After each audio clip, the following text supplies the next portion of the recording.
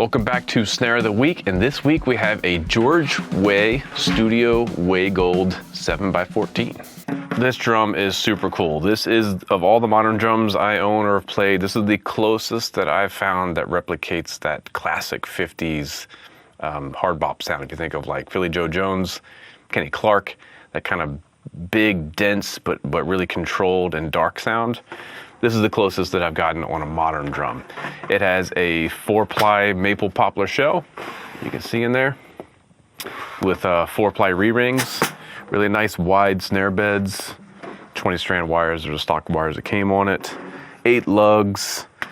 I think these are proprietary hoops, like a rounded over triple flange. Really cool throw off, simple design, the beer tap throw off. You can see this. Just flips like that. And then the snare tension adjustment is on the opposite side. Love that throw off. This drum is really cool because I can get that Philly Joe Kluke sound.